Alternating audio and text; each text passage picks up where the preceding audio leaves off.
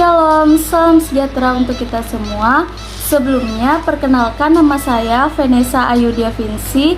Saya dari Prodi Pendidikan Bahasa dan Sastra Indonesia, Fakultas Bahasa dan Seni, IKIP PGRI Pontianak, kelas A pagi. Baik, di sini saya akan membahas tentang peta konsep yang telah saya buat. Baik, di sini saya akan membahas tentang morfem dan kata. Yang pertama ada morf dan alomorf. Yang kedua, bentuk tunggal dan kompleks.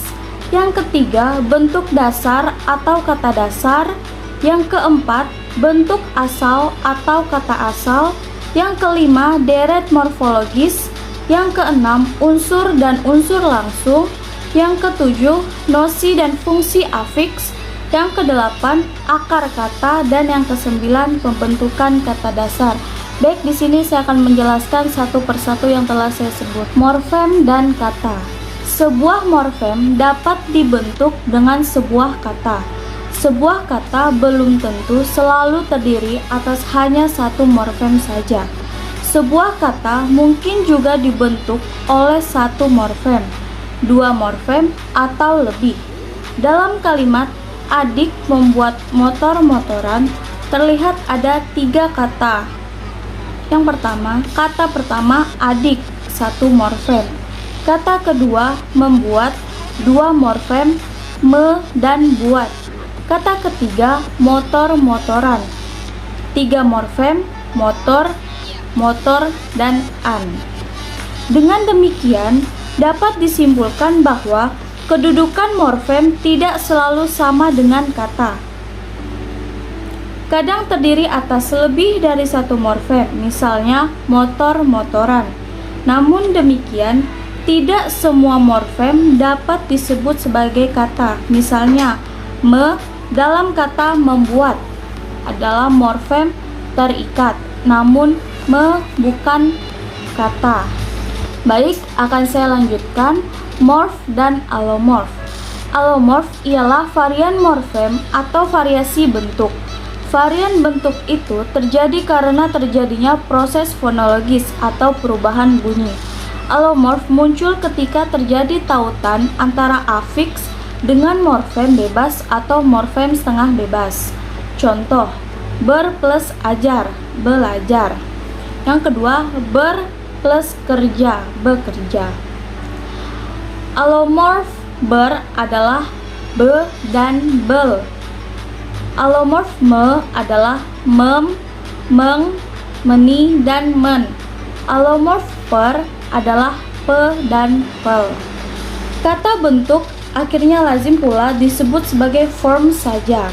Selanjutnya, bentuk linguistik dalam bahasa Indonesia ialah kesatuan-kesatuan yang mengandung arti baik secara leksikal maupun secara gramatikal.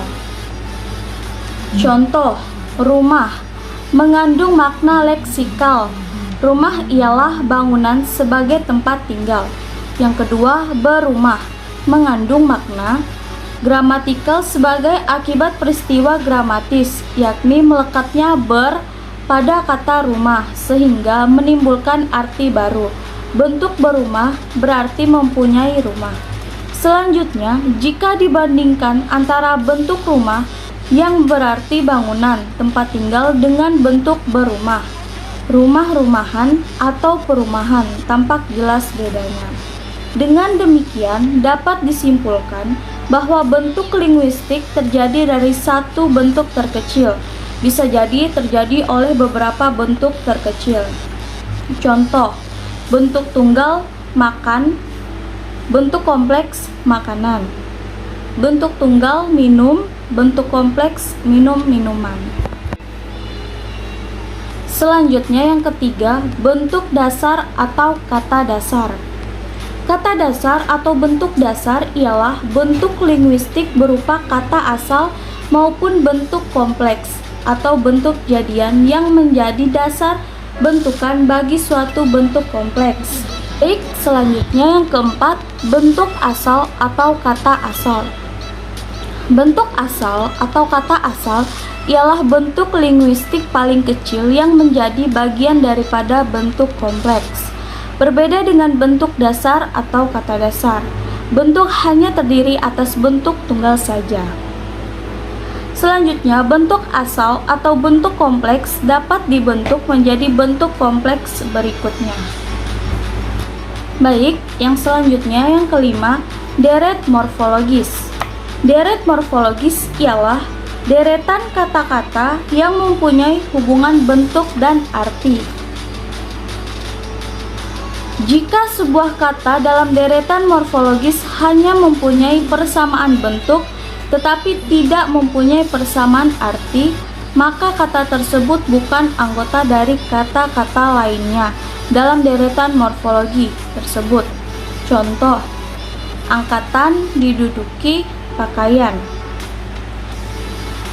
Dalam deretan morfologis di bawah ini terlihat bahwa suatu bentuk merupakan bentuk linguis atau bukan, bertemu, berjuang, temu, dan juang.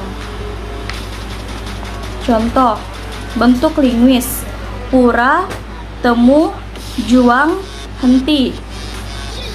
Bukan bentuk linguis, pura-pura, sia, alun, mondar.